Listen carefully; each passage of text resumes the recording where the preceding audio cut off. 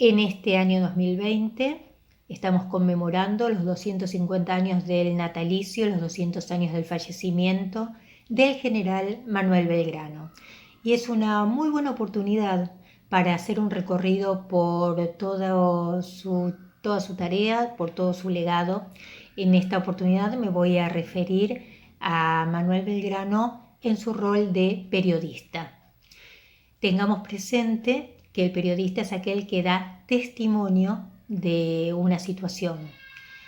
En este caso estamos hablando de una persona que tenía una sólida formación académica, fue formado en la cultura enciclopedista de Europa del siglo XVIII, llegó de regreso a nuestras tierras sin cortar los vínculos que había establecido en Europa. Fue nombrado secretario vitalicio del consulado y allí comienza su tarea y comienza a dar testimonio de la misma. Primero, porque continuó siendo corresponsal de algunos diarios que ya estaban funcionando en Madrid. Después, porque comenzó a redactar cada uno de los pasos que iba dando en las actas consulares. Y allí se constituye en su primer rol como periodista, que es el de cronista.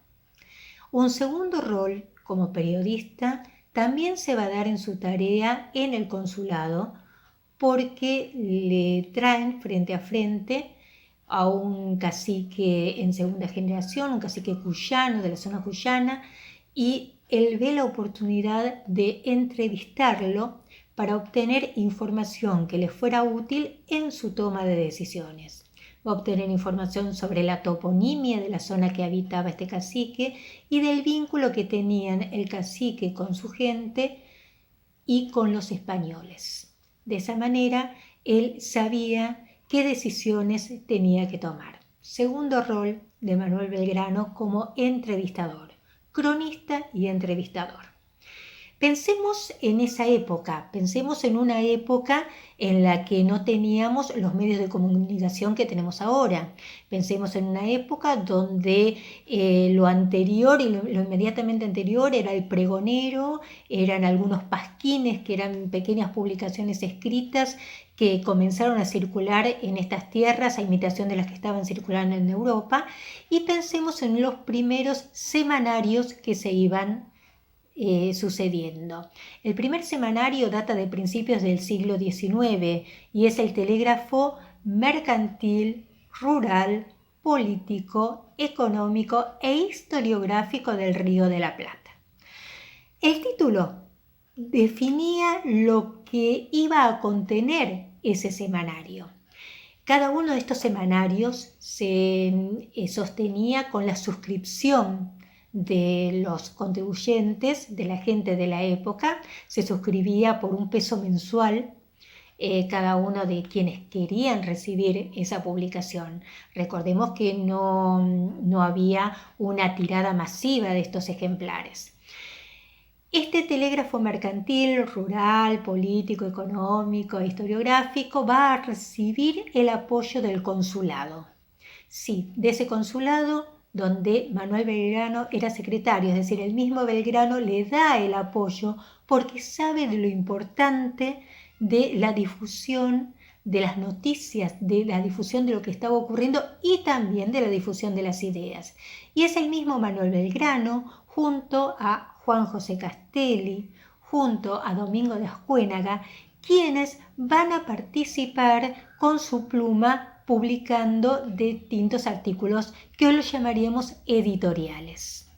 Este periódico va a estar en funcionamiento más o menos unos 6 o 7 años y luego, por violar las buenas costumbres de la época, se decía que para mantener la libertad de publicación se tenía que respetar el clero cristiano, se tenía que no agredir a las personalidades de la época en forma mezquina, y no se tenían que publicar obscenidades. Bueno, el telégrafo mercantil va a violar esas imposiciones y va a ser clausurado por el virrey del Pino previo a que el consulado le quitara su apoyo.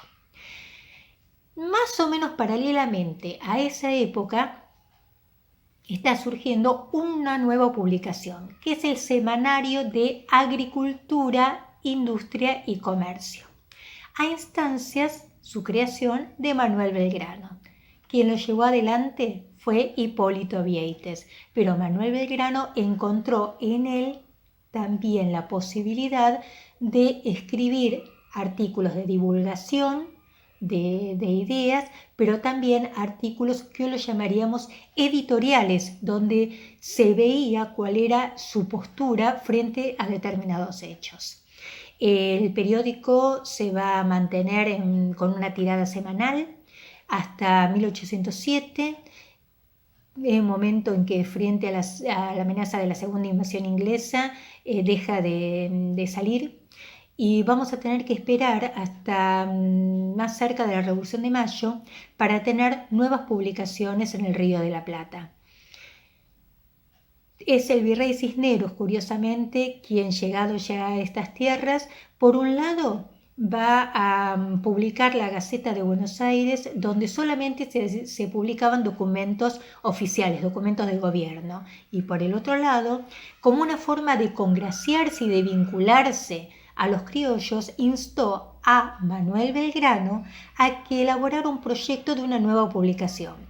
Él elabora el proyecto, lo propone, busca los amigos que van a ayudar a sostenerlo, y nuevamente Hipólito Vieites lo va a acompañar. En este caso, la nueva publicación se va a llamar El Correo de Comercio.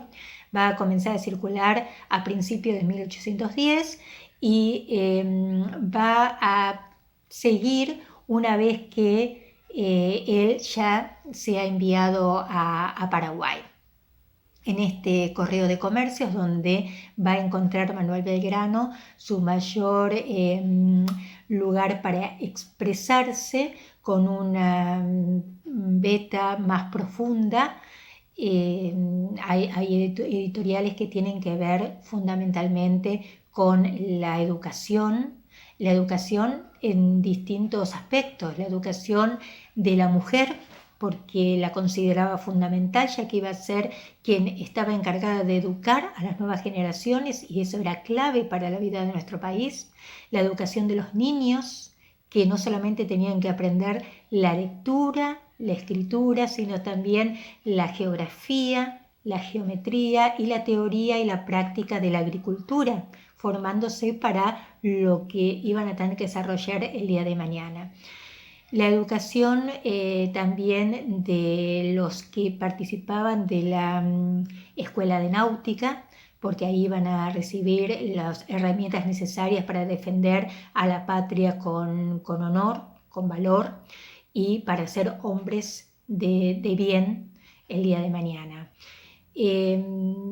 Por otra parte, va a llegar casi al aspecto de ensayo con algunas publicaciones, una de ellas denominada Estadística, donde hace todo un estudio de la necesidad de aplicar esa ciencia a los resultados del suelo para poder tomar las mejores decisiones en cuanto a las plantaciones, y luego elaborar teorías o proyectos que tuvieran vinculación con la industria y con el comercio. Y otro artículo editorial y casi ensayístico es el que, con una pluma totalmente maestra y unos pocos días antes de la Revolución de Mayo, específicamente el 19 de mayo de 1810, sale y tiene que ver con la unión y la desunión de los pueblos. Y ese artículo, curiosamente, estaba escrito tan magistralmente que dejó contentos a españoles y a criollos. Cada uno entendió que estaba dirigido hacia ellos. Este periódico que yo les decía, El Correo de Comercio, sigue un poco tiempo después de la Revolución de Mayo, y después que Belgrano es enviado para llevar las ideas revolucionarias hacia Paraguay, y luego abruptamente deja de salir en 1811. Mucho es el camino transitado por Belgrano. Dijimos, cronista, dijimos entrevistador, editorialista, ensayista, inclusive se permitió el juego de ser partícipe de una carta de lectores a nombre de un labrador. En una de las publicaciones apareció carta de un labrador a los editores. Pensemos en el 1800, hoy una carta de lectores es algo que ya estaría casi en desuso. Pero en ese momento este labrador planteaba sus necesidades, planteaba la necesidad de ser instruido, de ser protegido él y su familia, del estudio de los suelos, de la necesidad de la construcción de canales, de la necesidad de construcción de puentes, de incorporar maquinaria para mejorar la producción. Obviamente, representaba esa palabra las necesidades y los deseos de los labradores, pero la pluma, según estudios estilísticos, se la han atribuido a don Manuel Belgrano. Mucha ha sido su tarea a nivel de la palabra. Nos ha permitido volver a ella, reconstruir la historia, dignificar su tarea y por sobre todas las cosas darnos cuenta de que han pasado los tiempos, las problemáticas se van repitiendo y es bueno volver a partir de esta gesta heroica, de esta palabra heroica, de este compromiso con el país, con una patria que estaba en germen. Había un compromiso que él nos dejó a las generaciones futuras, que es la de construir una nueva y gloriosa nación, como dice el texto original de nuestro himno. Es bueno volver hacia atrás y aprender de quienes nos han dejado un legado tan grande. Gracias.